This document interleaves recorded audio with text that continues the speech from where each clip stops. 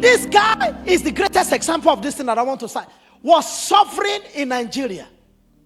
Seriously. And he has some of his siblings abroad in UK many years ago. But he was really going through a lot of suffering. One thing led to another. Somebody just alerted him. Young man. And I've seen an example of this very close to me also. Very close to me. There was a particular young man that the mother died. See, he was from Hungary. The mother was an Hungarian. But the father was a Nigerian. So after the father married the mother, they moved to Nigeria. So the mother died in Nigeria. And this guy was going about the street like any other person in Ikeja. As a matter of fact, when I was teaching all those street stubborn children, he was one of them that I caught. I began to bring him to the church. But I began to go to their house. Then I began to talk with him about some few things. And I said, but you don't look like a total Nigerian. You look like mixed race. What is the issue? He said, my mom is an Hungarian. I said, you man, you can actually get an Hungarian passport and your suffering ends. It's with me on Instagram now. Today, Chris. Like joke. He got Hungarian passport. And I said, get to the airport. Let us see whether they take you. He entered the plane. They took him. They said, he's a European citizen. He can go. He lives in Spain now. He can live in any part. That's how he said bye-bye to everybody. They just enter life.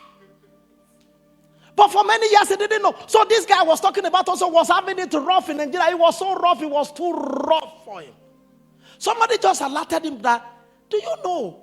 I've forgotten what name the man called him. Do you know that you were actually born in Britain?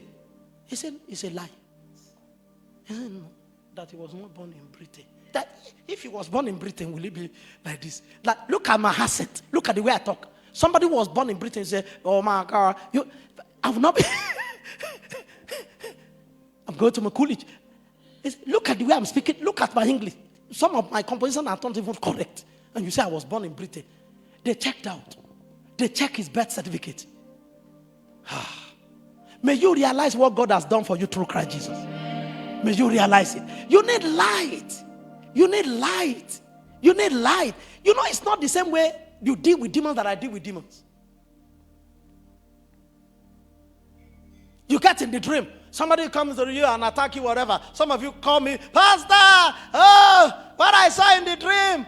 I remember the other day that my daughter had some dream of some people. They said they want to kill me and whatever. And she was shouting. My wife and I were preparing. I want to take my wife to the bus station to go. As she was shouting, Pastor. When I got inside, she was actually crying.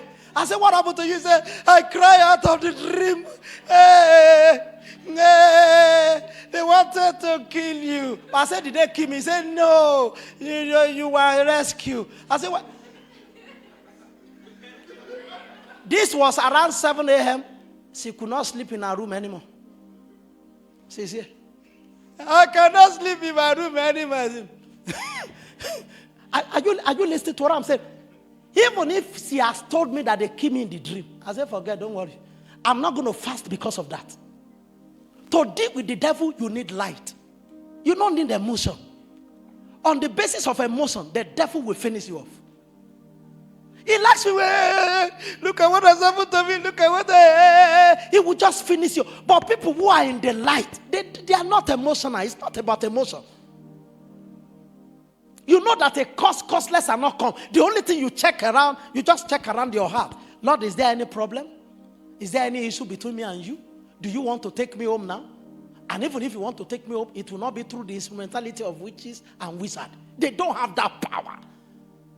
And if you don't let them know they don't have that power, they have that power. Only when you know, the Bible says with the heart, man believes unto righteousness. When the light enters, you know the difference between who goes to hell and who goes to heaven is a light in the soul. Somebody light just enters their soul. They just believe that Jesus is the Son of God. That's all. Their eyes just open. And the devil cannot tie them to be an unbeliever anymore or tie them to hell. But somebody else, their eyes are darkened. They have been blindfolded by the devil. And I say, how can God have a son? Does he have a child? Struggle. So from the moment also that you know that you have authority over Satan, they know who is talking when you talk.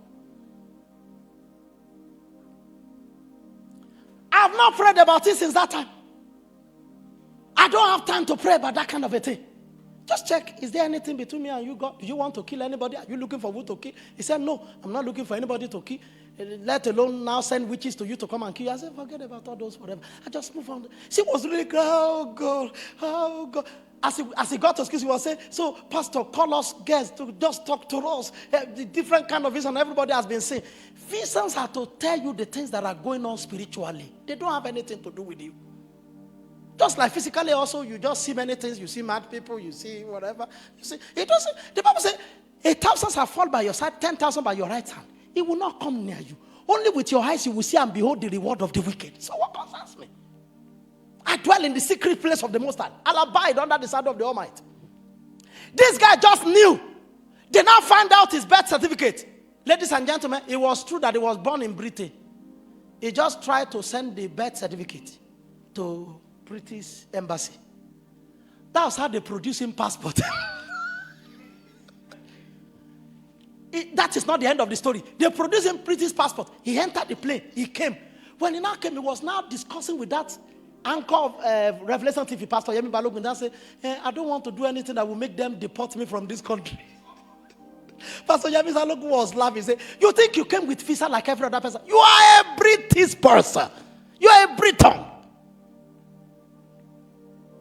They cannot, sometimes, before I became Irish, some of these people like Zainab and all of them, even my wife, when they are talking with people in authority, like police and whatever, I'm just checking and say, do these people know that there's a trouble on ground? They're just talking anyhow. They don't just feel anything. They just feel carefree. I say, child, it takes becoming Irish to know the carefreeness. As somebody who need to constantly go and renew my visa, that was a respect that I have towards authority. Are you listening to what I'm saying? That's how this person got to know that the suffering he was going through in Nigeria was not necessary. There was social welfare in Britain, and he was a Briton. It's the same thing. Bishop Waleke, our spiritual father, told me that Mama did not know. Mama Waleke did not know that she was qualified to get British passport, but she was born in Britain. Baba now said he was the one when he traveled to Britain. I said, my wife was born in Britain. He now wrote to British embassy in Nigeria from Britain, citing his address over here in UK.